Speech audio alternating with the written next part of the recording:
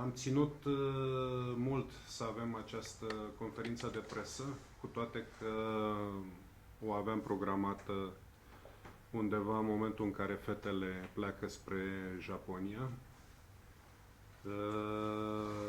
datorită faptului că în mediul handbalistic, să spunem așa, s-au născut diferite păreri controverse legate de selecția făcută pentru campionatul mondial.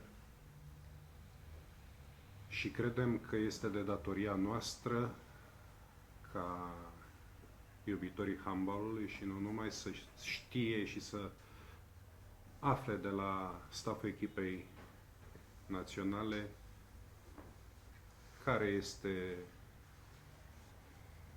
ideea din spatele acestei convocări. Vreau să vă informez că nu vom mai avea o conferință de presă înainte de plecare, dar că o să avem un antrenament deschis în care presa poate să ia legătura cu echipa națională de fete. Va fi comunicat în timp util. Să revenim la motivul principal al acestei întâlniri. Vreau să vă spun, și o spun cu toată tăria mea, că selecția la echipa națională nu este subiect de dezbatere publică. Sunt niște decizii luate de către oameni care sunt îndrituiți să facă acest lucru, iar federația, indiferent de lotul care va fi deplasat sau eventuale schimbări datorate, sperăm să dea Domnul să nu fie cazul, accidentări sau formă slabă în ultimele momente, toate aceste decizii o să fie 100% girate de către federație. Aici nu există negociere, fiindcă vorbim de echipa națională, nu vorbim despre un subiect micuț. Lăsând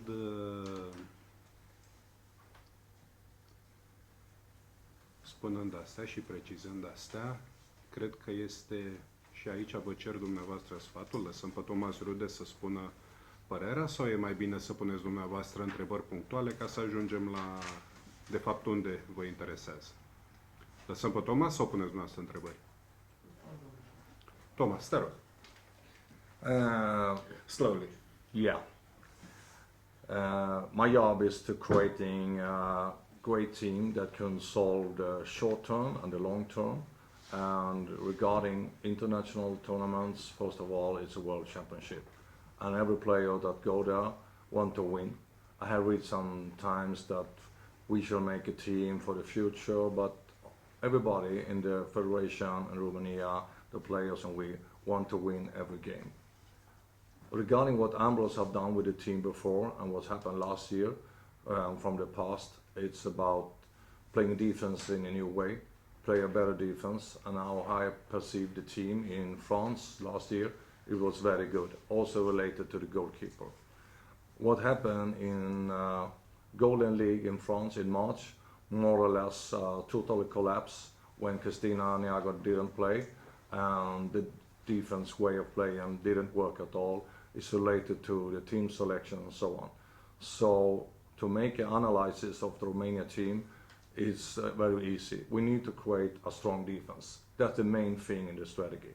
Related to the goalkeepers we have, they should be very compatible with the defense. So our strategy is first of all to create a good defense. That's the main thing first for the selection, and to create clear roles. So it's not related to who is shooting, who is the top scorer in the Romania Liga. The other thing is to understand what is this World Championship, what kind of group do we have? And we have a really, really strong group, and only 3 teams will pass. It's Romania, it's Montenegro, it's Hungary, and it's Spain. And then we have Kazakhstan and Senegal, and I don't want to have any surprise against Senegal and Kazakhstan. But it's a very hard group. And as we also see now in Champions League, it's about physical way of playing. And the Romanian national team need to be very much stronger physical, otherwise we have no chance to play Hungary and Montenegro for sure. The Spanish team is more about the tempo, but also really strong physical. So on the left back, we take Bianca Basaliu. She was very good in Cluj in the national team camp we had the last time, and that's also related that she's the middle defender in position number 3. So that's the main point. And I was very satisfied. It was Buka's suggestion from the beginning to bring back Basaliu again. And we need also to create some more confidence for her to take the left back position. And she did that very good. The other thing is to continue with Pariano and Sanfresco. I go to Vuccia 2 weeks ago and study Sanfresco. I see that she's not playing the game, but she was very good in the defense, in the practice. And if I didn't see that, I shouldn't pick her. But I picked Sanfresco because she can play in the middle defense as position number 3 and in position number 2. And she will be the main thing when we change Christina in defense and attack. So Pariano and Sanfresco, they are key players in the defense. And we need to pay attention to that when we have a long tournament to fix this every game. So I think I need to explain that thing. The main thing also before was if Christina should play or not play. 3.5 weeks ago, it's about 20% when we spoke, Christina and me. And she go also to Salzburg, to Red Bull, and she go to Barcelona and have some second opinion, and suddenly she came over this mental thing that the knee is swelling up, and I hope it is okay today. She played a lot yesterday. So I think the team setup is about that. And the players also need to do something when we are giving them advices what they should do from one period to the next period. And I don't speak so loud, but I'm really straight. If they don't achieve what we want them to do, they don't have the chance to play in the national team. And it's about to be professional.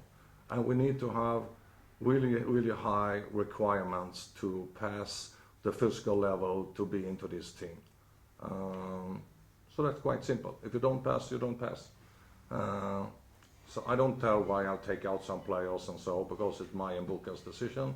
But we put some limits, and they have to fix the limits.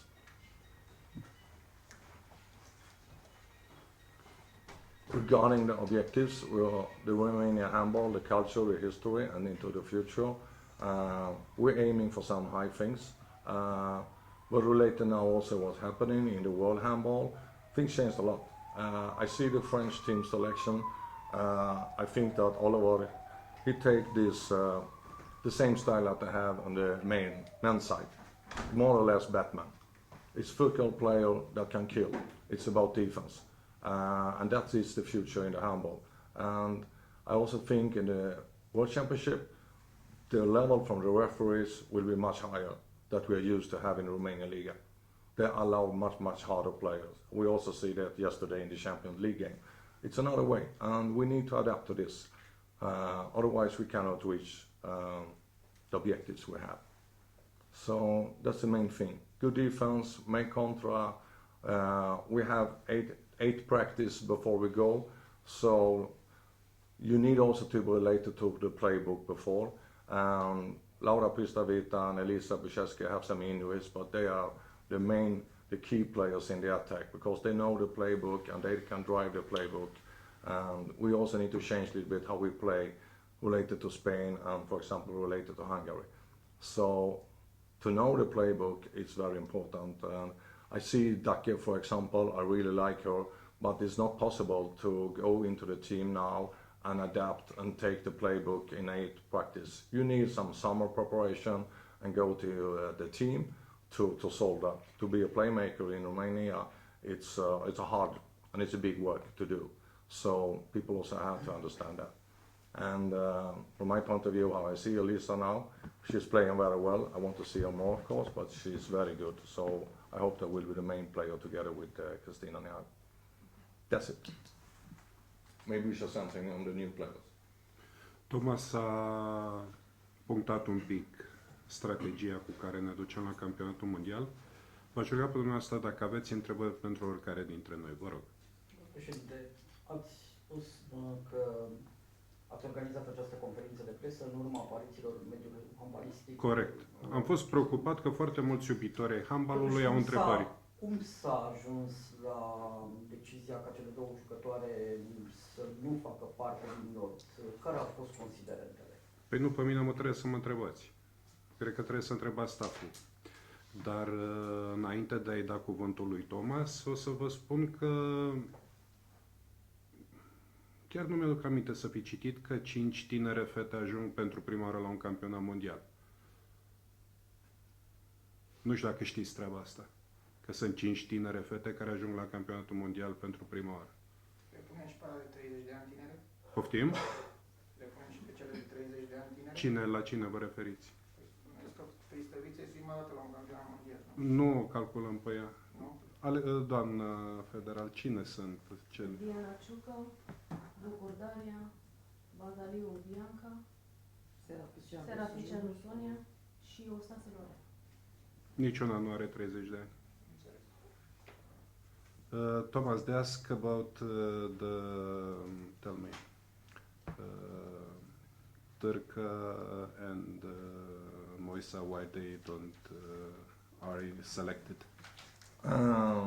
As I said before, I don't want to take why I take out the player. That's between me, Buka, and the player.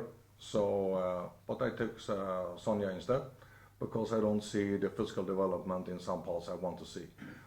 Regarding Tirka, he's a very good attack player. I really like, and I see the last week in Brasso, and it's related to the kind of players I need to have in the roles. I need to have Bianca Basali and Pariano as defenders. So Sorina is more or less competing in this frame with the Cristina Niago, and Tirka need to be a little bit more stronger to fix this high international level about the defense and the physical positional attack. Last 5 minutes against Chesame, she cannot score because Dragana and Click, they decide she will not pass now. And that's the way the physical way will be in the international handball. It's very tough. So Sorina for the future, absolutely yes, but at this moment, I don't think it was possible. And I need to pay attention to the defense, so that's why. So we will see her in the future for sure. And she's very young and she will develop a lot for sure. It's a hard decision, I know, but I need to take it. And also he asked about why Seraficianu and not Moise. Yeah, we want to have more speed in the contra and running home. And I take Seraficianu instead of Laura because I cannot see this improvement I want to have. So that was about that. And I spoke with Laura about physical development. I also be responsible for her in the club since July. So that's a hard decision for her and maybe for me in some parts. But when people don't do the things, the players don't do what I ask them for, it's like that. Întrebări, vă rog. La Comisia Tehnică, domnul Ride a criticat-o pe Gabi Perianu că a slăbit, că a trecut pe un regim vegetarian și că nu mai are forță. A convocat în echipa națională a României. Îi se pare normal? Ce pretenții să mai aibă de la o jucătoare pe care a criticat-o? Care va fi relația între ei în momentul ăsta? Nu a fost critică, a fost o întrebare, a fost o observație. A spus, antrenorii au întrebat ce se întâmplă cu Gabi Perianu pentru că trece printr-un moment destul de slab al carierei ei și domnul Thomas Ride, fiind și antrenorul echipei CSM, a spus ce se întâmplă. A spus că ea a venit din punct de vedere psihic destul de dărâmată de la Șiopov, a avut probleme de adaptare din punct de vedere medical după operația pe care a avut-o și, nu în ultimul rând, a trecut la un alt regim alimentar în care a eliminat proteinele, carnea, lucru care a dezavantajat-o foarte mult, a slăbit, masa musculară i s-a redus, iar ținând cont și de înălțimea și de fizicul ei, acest lucru s-a văzut în joc. Nu a mai avut forță, nu a mai avut putere, dar asta s-a întâmplat în vară. De atunci, Gabi Perianu a trecut din nou la regimul pe care l-a avut înainte, doar că perioada de readaptare sau de acumulare fizică este destul de lungă. Dar ea este o jucătoare dintre jucătoarele tinere ale echipei care a participat la foarte multe campionate mondiale. Are o experiență mult mai mare decât multe alte jucătoare. Și ne bazăm în continuare și sperăm din tot sufletul că ea să fie jucătoarea principală din centrul apărării, pentru că a jucat și joacă în continuare cu Crina Pintea la echipa de club și au jucat împreună și în celelalte turnee care au mai fost, în centrul apărării, și lucrul ăsta trebuie să ne ajute. Așa cum a zis Thomas, punctul cheie și punctul de la care plecăm este apărarea. Nu vi se pare că am făcut o echipă mult prea defensivă, pentru că foarte multe jucătoare, cum au specificat antrenorii echipei, au fost luate pentru faza de apărare. Ne apărăm, dar cine mai dă gol?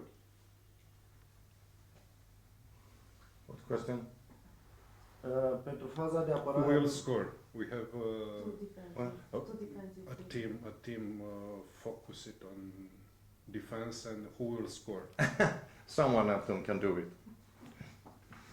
But this is also related thing that we have in the team from before, that Christina also approaching me together with Krina and Elisa, that they have this good feeling that we can defend ourselves, because the main confidence, the trust is about that. So in the team also this is a big discussion, that we trust each other, that we're good to make the defense, and we know we're going to solve the attack. When the team have that we're not good in defense, it's collapsing. And that's it happened in March when they played the Golden League in Franta. It's 1000% collapse. When you lose with 10 goals in Norway, 36-23 against Denmark, and that should never happen again.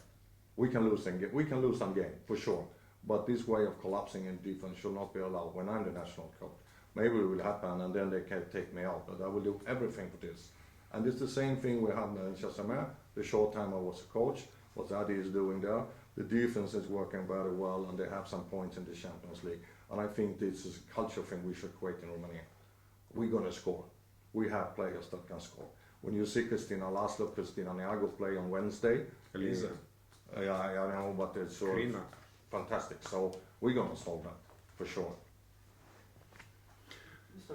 Thomas, it's already Christina Nagu 100% to be at World Championships? Yeah. I have to speak her now today and tomorrow, because she play a lot in Wednesday, more than I was expected. I speak with her before the game. It was 20 minutes. She played 48 minutes. She played almost, not the whole game, but she had 51 yesterday. And I don't know how the knee is reacting on that, so I hope it's not swollen. But she need to practice. You see, yesterday she's missing the time a little bit, and she need to be able, how to say, feel well with herself on the court. I think also the pressure is very high to take these objectives yesterday against Esbjerg. So maybe reduce it a little bit, practice, be calm, and use her in a smart way in the World Championship to take her out when it's possible to take her out. But she means a lot for us, we know that. Este foarte important și cred că marea majoritatea noastră știu lucrul ăsta. Poți să fii cel mai bun jucător după planetă, după o accidentare majoră, îți trebuie timp să revii. Așa că este foarte posibil ca în viitorul apropiat Cristina Neagu să nu fie Cristina Neagu cu care noi ne-am obișnuit. Sunt convins că ea face orice să se autodepășească și să revină cât mai repede la forma care a consacrat-o. Dar ăsta nu este un lucru ușor. Și sigur va avea influență asupra echipei naționale. De evoluția Cristina Neagu depinde și... De evoluția fiecăruia. Ajungerea la Jocurile Olimpice. Când sunt turnele de calificare? 19-22 martie 2020. Din punctul nostru de vedere, e suficient timp pentru Cristina să revină la forma maximă până atunci. Dar până atunci mai avem un hop. Sperăm să ajungem la turneele de calificare, dar focusul nostru e pe campionatul mondial. Și o completare aș vrea să spun, deci din data de 20 când ne întâlnim până în 30, când va fi primul joc, avem 10 zile în care noi încercăm să aducem fiecare jucătoare, pentru că e o diferență între jucătoarele care au 3 meciuri într-o săptămână și altele care au un singur joc într-o săptămână, să le aducem la același nivel. În primul rând, din punct de vedere fizic, aici vom lucra foarte mult, poate și cu Cristina să aducem. Avem și 2 jocuri amicale în perioada asta Și lotul este făcut în așa fel, dacă vă uitați, să încercăm să o integrăm pe Cristina din ce în ce, pas cu pas. Adică să o scoatem pe faza de apărare, să băgăm o altă jucătoare, să-i dăm timp să intre în joc, să-i dăm timp să joace mai mult în atac, pentru că ea ne poate ajuta, în special pe faza de atac. Și pentru faza de apărare, de asta unii spun că avem o echipă defensivă. Nu, avem o echipă care să putem să înlocuim anumite jucătoare. Știm că nici Eliza nu face foarte bine faza de apărare. Sau, la ultimul campionat european a jucat aproape 60 de minute și atac și apărare. Lucrul ăsta s-a văzut în meciurile din partea a doua. Încercăm să facem o echipă cu care să atacăm în primul și în primul rând locurile care ne pot duce la Olimpiadă. Adică să ne dea șansa să mergem la calificări. Acolo trebuie să ne gândim. Nu acum o să spunem că mergem să ne batem pentru locul 1, 2 și 3. Încă ne trebuie timp să putem să ajungem acolo. Întrebarea este, putem să ne batem pentru locurile 2-7, cele care duc la turneele de calificare sau, eu știu, 2-8, în funcție de echipele care se clasează?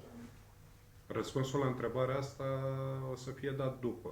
Ceea ce pot eu să garantez este că o să facem tot ce ține de noi să se întâmple treaba asta. Ideea este, s-a făcut un lot de jucătoare, dacă se asumă pentru aceasta, adică care ar fi, în primă fază, care ar fi obiectivul? Pentru că la turneile preolimpice o să fim de pe acel loc 4 la campionatul european, cu siguranță. N-aș paria, dar să dea Dumnezeu să fie așa. 99,99% nu putem pierde turneile preolimpice cu acel loc 4 la campionatul european. Vă pricepeți mai bine la pariuri decât mine, Aici nu știu. nu e vorba de pariuri. Este exact. Păi nu, că eu nu fac probabilități. Eu vă spun că, Doamne ferește, să ajungem în situația. Noi ne batem să ajungem la turnee olimpice, la turnele de calificare. I want to say something. Despre asta este vorba, ca să ne înscriem în programul care ne-am angajat în fața Comitetului Olimpic și în fața dumneavoastră tuturor. Și obiectivul la campionatul mondial care este? Așa cum a fost totdeauna, este 1-6, dar dacă ajungem la turneele finale este foarte ok, la turneele de calificare. Thomas, sorry. Yes, also in media related to Romania, the culture and the handball. I see it like this. I'm foreigner, so maybe I have another view when I look into this. The foreign players who arrive into the clubs in Romania, they take the space. The Romania players, they step down. And that's what happened in the clubs. When the Romanian players go to other countries, they don't take the place, and they went back again to Romania. We have to give the Romania player more space, and we have to shield them up and give them more energy. I have Christina in V-Boy. She was one of the best players in the whole world. It takes about 6 months before she understands how good she was. I have to tell her every day, you are good, you're going to shoot. Griturak, pass the ball to Christina. And you know what they said in the Champions League final. Back Christina, need the ball, Griturak, pass to Christina. You know that one. And it's about the culture. And what's happening in the clubs now, the Romanian players, they're stepping down. They don't take the space. And there's some competition in the teams. And the Romanian players, I want to tell them, I'm telling them when I go to Vulcan or Brasov, take the space, do it, come on, hide it, let's go. Because they need this. And I think it's about the self-confidence, the self-esteem. And that's some kind of patterns I have seen this season now. It's so obvious. When I have some Fresco in the national team, she has a lot of energy, she's very positive, she gives to everyone all the time. When she's on the bench, she's supporting other players. We need to have that kind of players. When I give her a role, you play in the second position in defense, she take it. She understands what she's doing. But I think in Vulcan, it's hard competition between the players, and maybe they step down. So related to this, we have to give more energy to our own players. I'm saying as a foreign coach, but I'm coaching Romania. So I study this all the time, what's happened. Can I see the players racing up or they're falling down, what's going on? Nu știu dacă s-a înțeles de fapt mesajul pe care l-a lansat. Mă scuzați, domnul președinte, ar trebui să vorbească cu dumneavoastră să pună limită de străini în campionatul României și să schimbe criteriile, că n-au rezolvat cu nimic criteriile, toți străinile joacă. Hai să spunem pe o perioadă. Vedeți dumneavoastră, domnul Orsescu, mesajul lui Thomas era altul. Am înțeles foarte bine. Care a fost mesajul lui Thomas? Jucătoarele românce joacă altfel când merg afară și altfel... Nu, ăsta a fost mesajul. Thomas a spus un lucru care nu se aplică doar în handbal, se aplică cam în toate sporturile și eu marea noastră lacună. Jucători și jucătoare foarte bune, recunoscute pe plan internațional, nu au puterea să lupte. Pleacă cu un handicap mental în fața celorlalți. Nu luptă pentru loc în echipă. Și a spus un lucru mare, și uitați-mă în toate sporturile, jucători români și jucătoare românce care pleacă în străinătate nu reușesc acolo și se întorc, nu reușesc să-și facă loc acolo. De ce? Fiindcă absolut tot ceea ce este în țara asta este prost, tot ce e afară este bun. Pentru că nu au valoare, domnul Dedu. Eu Ok, nu intru într-o polemică cu dumneavoastră. Copiii noștri, domnul Orsescu, a fost, au avut valoare. și au mai Dacă nu s-au dus în campionate străine și n-au putut... Noi pregătim generații și generații de copii care fizic, spun oameni cu care intrăm în contact, că din punct de vedere fizic, tehnic, tactic mai puțin, sunt peste tot ce au ei în țară, dar ai lor sunt mai buni. De ce? Fiindcă în capul lor, tot ce în România e prost, crede noi toți. Iar tot ce este dincolo este bun. În momentul în care se pun față în față și le cântă imnul, pleacă cu handicap. Nu au puterea să lupte și să depășească această tară națională. Asta e și concepția federației, atâta timp cât antrenorilor români nu i s-a dat nicio șansă la loturile naționale. Întotdeauna antrenorii străini au fost mai buni decât antrenorii români. Bine, domnul Sescu, cum ziceți dumneavoastră? Alte întrebări dacă sunt. Cu cât timp va pleca echipa înainte? 7 zile, nu? 20, cred. Pe 20. E timpul necesar de acomodare până la... Din ceea ce se vehiculează în sport, cam o oră pe fus orar. Noi încercăm să acoperim treaba asta. Ora și ziua. Ora și ziua. Cam o oră pe zi, scuză. Exact. Cam o zi pe fus orar, scuză. Da. Mai pot interveni modificări? Doamne ferește, Depinde de staff. Dacă o jucătoare nu este aptă să plece în Japonia sau chiar fiind în Japonia, noi avem pregătit în orice moment să înlocuim. Câte schimbări avem voie din momentul în care transmitem foaia principală? Păi nu, lista finală de 16 va fi dată în 29 noiembrie la ședința tehnică, da? Și pe tot campionatul vor fi posibile 3 schimbări. Din lista de 28.